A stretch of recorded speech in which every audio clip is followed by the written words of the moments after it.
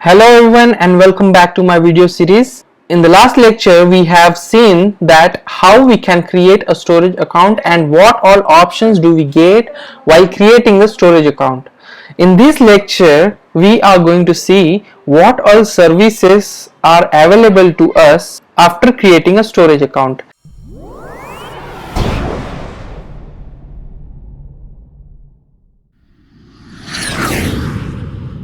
In the theoretical section, we have seen what all types of services are available in the storage account. That is, one is Azure Blobs, second is Azure Files, third one is Azure Queue, and fourth one is Azure Table. So each and every services we are going to drill down now in this practical. So first we will go to the storage account section where we can find the storage account that we have created in the last lecture. Now you can see this overview page where all the details are mentioned about the storage account. So just minimizing the essentials, we will find the blade where you can select what type of service you want to use for this storage account. So first one is the container, that is you can create a blobs inside these containers. Second is the file share, third one is the tables, and fourth one is the queues. So each and every services we are going to drill down one by one. So first we will go for a container. In the container we first have to create a container. For creating a container we have to click on plus container button which is mentioned over here. Now we can name the container as, for the demo purpose I will name it as container1. Alright, then there comes the public access level, is where you have to provide the input to provide the appropriate access to this particular container. The container that you are creating is a private one or a blob read access or a container, so it will differ step to step. So first I will go for a container level and I will show you one by one by changing this access level inside the container after creating it. Go ahead and create the container. So yes, it's saying container is successfully created and we can see the container here, and then we can go inside the container and there is nothing for now as this is very new and fresh container. So if you want to load the file inside this container, you just have to click on upload button which is over here, and once you do that you will get a browse button to browse your file which you want to upload. I will take the machine learning cheat sheet for now. This is something what I have downloaded from the Google, so I will just upload it. And in the advanced section there you can have these options where authentication type, you can say if you want Active Directory user to access this particular container or a blob or a file, then you can allow this particular thing here. And if you want account key to be the authorized key to access this particular file, you can select it as a default. Then there is a blob type, which is if you are loading any file inside the container, it would be by default a blob. And then there would be another two types of blobs, which is one is page blob and another is append blob. So that we have already discussed in our theoretical section. If you haven't seen, please go ahead and watch that and you will be sure about it. Then there comes the blob size. So this also you can manage from here. Then there comes the access tier where it will by default get the hot inferred, because we have given the storage account level as a hot tier, so it will by default take as a hot storage. You can change the container level of access or a file level of access to the cool storage. Then it will take a lower rate for storing the data, but it will get more rate for transaction of the data in this particular storage account. So there are this kind of access tiers which you can select. If you want to load this particular file inside a folder, you can add a folder name over here, like I will say new folder as the name of that folder. Now let us just minimize the advanced section. So what will happen when I click on upload is it will automatically create one folder which is named as a new folder that I have mentioned in the advanced section, and it will load the file inside that folder. So let's try to do it. So it's done. So yeah, so the new folder is been created, and once we go to the new folder, we can see our file is available there. This is an image file that is JPEG format, but you can load any kind of file over here as a blob container. Do not restrict any kind of extension. Now you can just click on this file to check out the details of the file. So now in this page or in this blade, you can see all the details regarding the file. That is, file size is this much, what is the tier that you have selected, then what is the content type, that is image and JPEG format, and a part of that what I can see is a URL which is being automatically generated when the file is uploaded inside the blob. So now what we can do with this URL is I will copy this URL. This is just a single click button to copy this URL, and once I copy this and paste it to the browser tab, let me check what is happening. Voila, congratulations, your image is now available, and this image you can use in any kind of web portal or any kind of other application or development tools that you are developing. So this is open source for now, but you can privatize this by choosing different option in the storage account. So now that we are knowing that how we can upload the file in the public tier, now if I change the access level that I have discussed earlier, we have given a container level of access. Now I will try to give the private level of access. So what it will happen, let's see. Now I have changed the access level. Now when I go ahead and try the same URL to be refreshed, it will be gone. It says you do not have the specific resource existing, or you don't have the sufficient access. Okay, so for getting the access to this particular file, what we have to do is we have to generate the SAS token. The SAS token part also we have discussed in the theoretical section. So what SAS token will do is it will decrypt this particular image for us. So how we can generate that? I'll go to that file and then I'll go to generate a SAS token. Okay, so once I click here, I will get an option to provide the permission, which would be a read access, create or write or delete access. So I will just give a read access because I just want to read that file. So, and then you can even specify the start date and the expiry date for providing this particular access token. Then you can also restrict using the IP address. If you want a particular IP address only to view this file, you can restrict that one from here. And then if you want to allow or deny HTTPS or HTTP, then you can do it from here. And I am simply going to go and click on generate SAS token. Once I do that, I can see two types of stuff over here. One is the SAS token which is generated for our file, and one is the URL which is automatically generated adding up the SAS token in the file URL. So what first option I will show you first.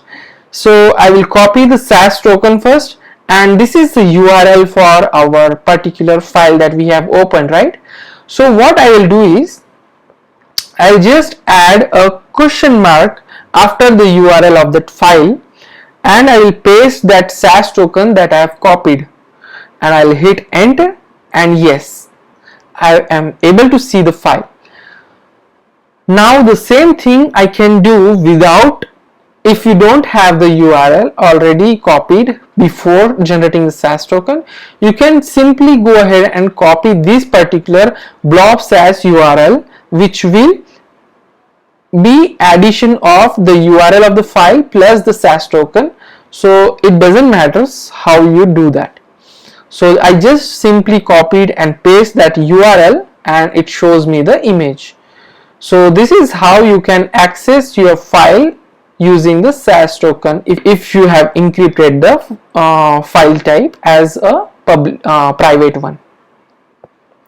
Now I will go back and again change this. Okay, I'll keep it as it is, and I'll show you one more way how you can access this particular file inside the blob storage. But let me just copy this file URL again here, because I want to show you some magic.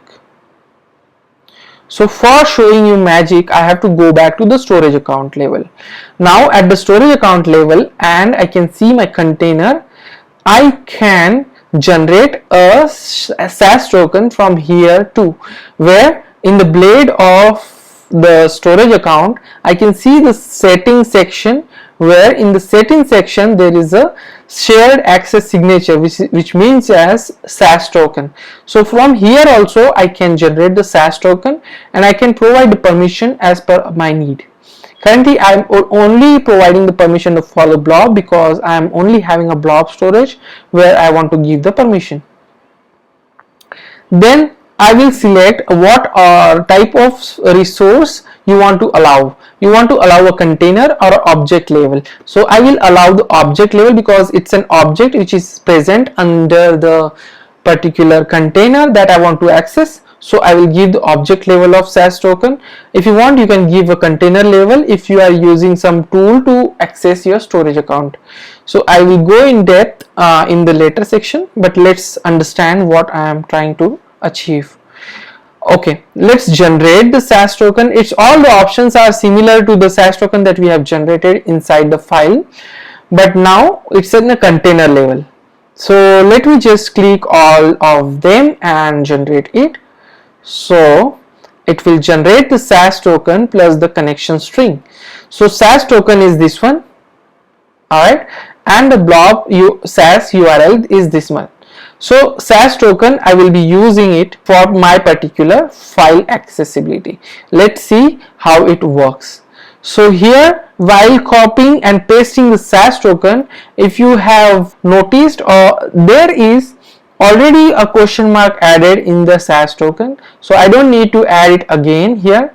So let me try it, and yes, I am able to see the object. If I would have changed this setting and not selected the object level, then if I generate a SAS token, it might not allow me to access the object. So let me try it once again. This is SAS token. From here we have added the SAS token, right? This is the URL for the file itself, and now when I paste this SAS token, I won't be able to access the file because I have removed the object level of access to the SAS token. So this is how you can use the shared access signature, that is meant by SAS token, to access the file or a container. Now that we are aware about the SAS token, I am just going ahead and provide you the details about the access key. So when you are trying to access your storage account from any other tool like Azure Storage Explorer, you can use these access keys to access this particular storage account. So this is the access key and this is the storage account name, which you can either use or either you can directly use the connection string. We have given with the two options, that is key 1 and key 2. So there are two options, either one of two you can get it from here. And if you want to refresh this key, then you can even do that from here. If you refresh the key, it will regenerate the token which we can see here, and it will be differ from the earlier one. Yeah, So it's getting refreshed and now the token is changed. So this is how you can get the access key or the connection string. Now that we are aware about all about the storage account accessibility, I will show you few more details how you can restrict your storage account to provide the access to the particular network. So restricting the access for the particular network will work in such a fashion that it will allow only the access to particular network that you are allowing here. Now for that you have to again go to the setting. You have a firewalls and virtual networks option where you can restrict your storage account to be accessible privately using the selected network. So you can change this here and you can simply add a new virtual network or add a existing virtual network. It will not show you the option because there is no virtual network created as such for now, but if you want to create a new virtual network, you can create and allow the access to the storage account. So this is the one advanced section that you can get the accessibility to storage account, and you can even restrict the particular IP address to be able to access this storage account. So if you have a public IP of your particular office or organization, you can add that public IP over here or the CIDR block to allow the access to this particular storage account. So this is all about the advanced section regarding the storage security, and let me go ahead and show you one more thing, that is the activity logs. So whatever activities you are doing or you are performing in the storage account, you will be able to see that using the activity logs over here below the overview tab. So see what we have done, what all activities that we have performed is list the storage account keys that we have done, generate the new storage account key that we have done, right? Then put a blob container. So this is what all we can get from the activity logs. If you want a detail of that, you can just maximize it and get the detail of it.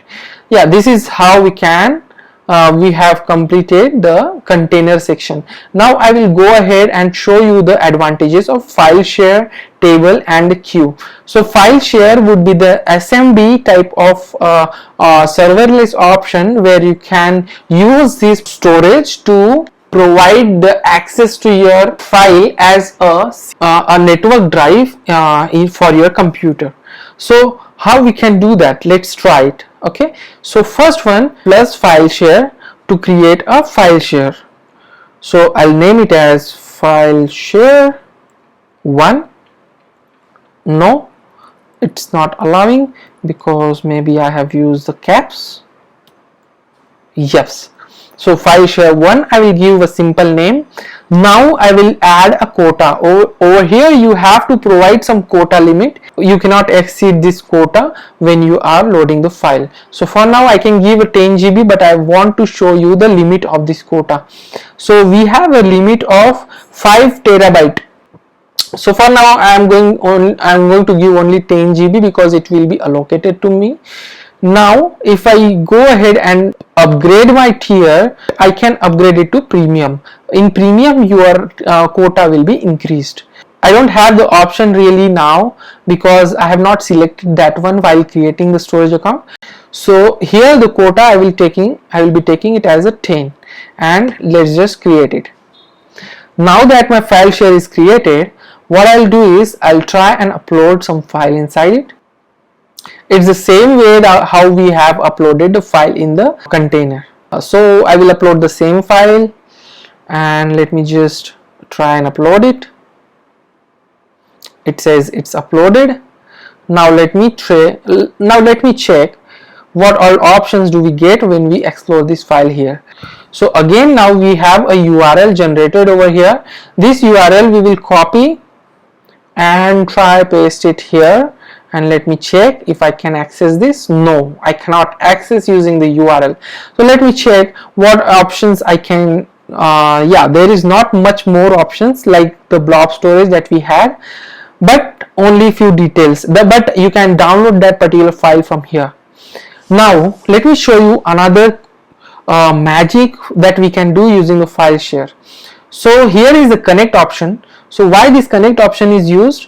So for Windows machine, you have to go to the drive and select the drive letter that you want, and then you have to copy this particular code that is present here. What it will do is, first it will test the connection.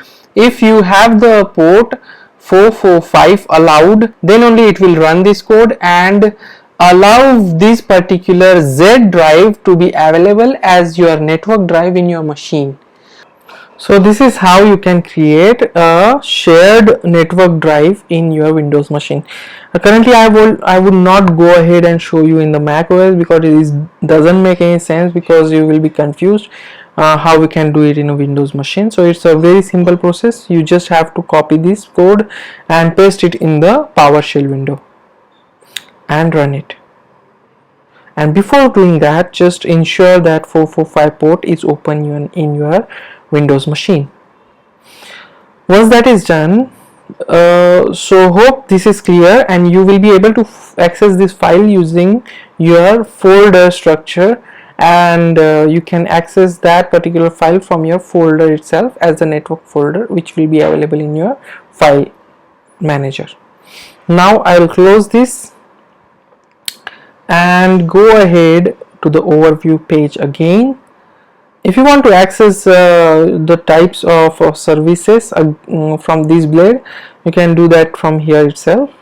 File services, that is, there is a file share option, and in table services there is a table option, and in queue services there is a queue option. So in tables, you can create the tables that you want and you can generate the URL for it. So I will just hit add table 1 maybe, yeah, and then just click on OK. So this table is created, but if you want to update this table, you can do that using the different access tool that would be available in the internet. You can just go ahead and type Storage Explorer download, and you can get an option to download the Storage Explorer, which is the first link itself. Yes, so here you can download the Storage Explorer in your machine, but I will try to create another video for it, no problem. So this is how you can create a table. Apart of this, I think all of the stuffs are mostly covered. Only the queue part is remaining. So the queue is mainly used for by the developers to develop some code and push the notification or some code to the particular application. Like, let's say I will create a queue for my app, which is named as app 1 queue app 1. So this is my queue name. Now inside that queue, I can add a number of messages that I want to use for my application. So let's say message 1 shows me error. Okay, a message 1. I have to click on OK. Then it's generated. Now again, if I want to add one more, I will add message 2. Yeah, you can change the expiry date of this particular message in days or in month. In hours or minute or seconds. You can select number of days. Message 2 I will say past, and this is how you can add n number of messages to use it as a bus in your application. So this is the developer part. I will not go into depth. So this is all about the storage account, and in the next lecture we are going to see how we can create a virtual machine. So thank you for this time. I'll see you in the next lecture. Goodbye.